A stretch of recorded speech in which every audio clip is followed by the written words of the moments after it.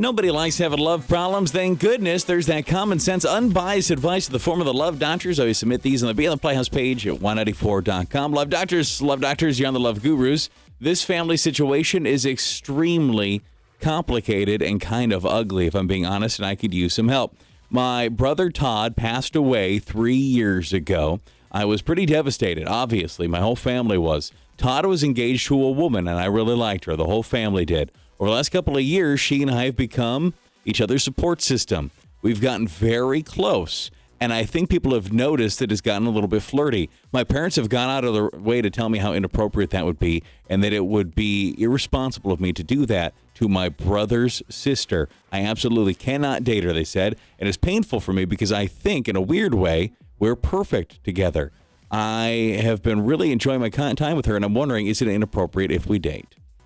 Okay, well, I don't like it, but I almost feel like everything kind of happens for a reason type of thing. And yeah. He's really out of the picture. I don't know if it's just a thing, though, where it's like you both each miss the same person and like that's who you're turning to. I don't think it's inappropriate. I would say go for it. It's kind of like that movie While You Were Sleeping, right? Mm-hmm. But the shoot actually wasn't really with that other brother. Yeah, it would probably make me more uncomfortable if it was like more recent. Not that 3 years ago was that long, but had it been a year or less, I think that would be a little bit more inappropriate. You're a little further removed from the tragedy itself. You guys have spent some time together, and I'm sure that, yes, you probably talk about your brother some, but you obviously are doing other things together too, right? It's been 3 years. I would imagine you guys have just had some fun together, had some experiences, had some meals, whatever the case might be. I don't hate the idea. I think you could explore it, but I wouldn't go ahead and tell the whole family until you know that it's like a relationship. And then explain to them, like, we've actually been seeing each other for a while. We've been each other's support system. You know, it's less to do about who she was with 3 years ago and just more about what we've developed together. In a weird way, I think he'd want this. I think he could sell it. I don't say that. Everything else but he that. He might, though. He honestly might. He's probably just happy that you're both happy. I guess, you know what? Actually, that is true. So if you're both happy and like if he was like, if I would trust anybody, it'd be my own brother type thing like that. So I do agree, though, with you where you say make sure you're 100% both committed. You're fully in on this before you drop the news to the family. I like that your impersonation of the brother, even in heaven, is like a bro. Hey, yeah. Bro. Hey, man, if I trust anyone, it'd be my bro, man. Of course, my own brother. Yeah. No, I think that you're far enough removed from it that it's not horribly inappropriate. Yeah. I understand that it's like an emotional thing. You guys each suffer this tragedy together, but it makes sense to me at the same time. Yeah, and I feel like especially like that might be like the weird thing that brings you together. I know it's awkward, but I feel like sometimes like things like that happen. Yeah. Honestly, there's some people that imagine a situation like that and they get goosebumps because like how special is that too? And it almost makes it does kind of fast track your relationship a little bit, right? Because I feel like it makes it a little bit more serious had you just like met her at a bar or something. You know, there's this connection you already have, but and they weren't married. Were they just engaged? They were just dating. Oh, just dating. Okay, yeah, they were kind just of dating. Easier too. Mm-hmm. And next up, Love Doctors. Love Doctors, you're on the Love Gurus. My wife has always taken really long to do everything. Takes her forever to get dressed. Takes her forever to do her makeup. Eat. Whatever it is, she takes forever. She's very slow. Sometimes I call her my sloth.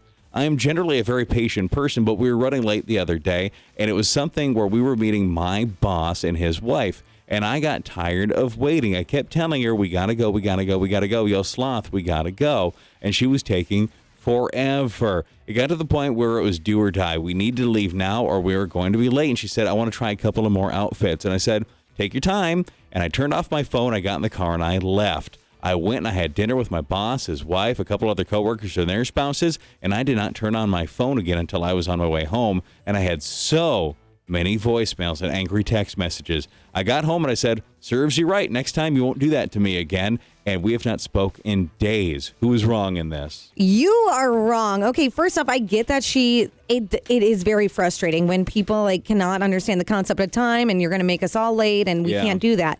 But instead of just saying, oh yeah, go ahead, try the outfits on, and then ditching her without saying anything, shutting your phone off, that's where you're wrong. You could have easily said, I cannot wait any longer. I will just have to meet you at the restaurant. You're going to have to be late. Yeah, like a part of me gets it because it's like tied to your work and stuff. You don't want to be late. I think probably that Amy route's the better way to go than just like ditching her and turning off your phone. Like, what did you think was going to happen? Did you think you were going to get home and she was going to be like, hey, honey, how was it? I see you decided to go without me. Yeah. Did you bring any leftovers home? Hope you had a wonderful time. No, you knew that some bad messages or calls or things like that were going to come through. That's why you shut your phone off. You know what the worst thing is, too? When she finally did come out, 20 minutes later and was already super late and he was probably there eating already. Oh, yeah. She probably was super happy with what she looked like and everything, too. I would be I finally got it. Mad. Because then you finally have the outfit and then it's like, I get mad about things like that, too. If you put makeup on and then plans get canceled and you're like, I wasted makeup for this. Yeah, I don't think she'll probably ever be late again because that's a pretty miserable experience, but she might not be married to you. You don't play this one off right. I may be like, I thought about it. I was a jerk. I'm sorry. Grovel a little bit and explain. I could have done this, but listen, I am late to everything because of you. We got to figure this out. You realize I call you the sloth. I think yes on apologizing and saying you kind of though need to start picking up your pace a little bit and getting ready earlier. But I wouldn't right out. I would apologize first because I think what you did by leaving her was another problem in itself, and then apologize and own up to it. Then in a few days say, about that time though, you really got to start getting ready faster. Why can't that be the same conversation? Why would you randomly bring it up again 3 days later? Because I think if that happened to me, I would say I wouldn't think you're genuinely apologizing, and I would say, now you're just trying to point out my flaws. But to be fair, it takes her hours to get ready for these things. Yeah, well, maybe he should have told her he was leaving. Instead of, hey, take your time. Yeah. Honestly, that's my favorite part about it. He's like, no, take your time. That's fine. And then walked out of the house. Somebody is saying, though, she's got to learn somehow. Maybe it's a recurring thing and she just doesn't get it. Yeah, I hate that you left her there. I hate that you turned off your phone. But at the same time, I hate that she was making you late to your work stuff. And to everything, that does get frustrating. That totally does suck. Yeah, definitely apologize. But at some point, whether it's then or later, you guys need to have a conversation. Listen, I am sorry. I really can't be late to everything because you don't know how to put on some clothes, though. Start telling her that you got to be there 40 minutes or late earlier than you do. That is what you should do. My parents used to do that to my brother. They would always tell him an hour before the actual time we had to be there because it would take him so long and he'd always stay with his friends and play video games. My mom's like, we got to go. And then he would never be on time. So just maybe lie a little bit. Bend the truth about what time you actually have to be there. I often give myself a 20, 30-minute buffer when my wife's like, hey, when do we got to get out of here? And I'd say about 20 minutes sooner than we need to because I know that that's going to happen. It's really not so much because of my wife, but it's getting her and 2 little girls prepared to leave the house. That can be a thing sometimes. Mm-hmm. And so if everybody thinks we have to be there a little sooner, but then we end up, we get on time then.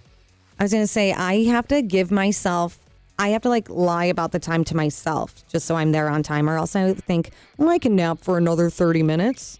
Imagine every clock in your home is a different time. They all are. This one is to force me to leave the house. Mm-hmm. This one's it's too bad you can do that to your cell phone. That's the only issue, because even in my car, that one's ahead. Ahead. It gets you there on time, though? Mm-hmm.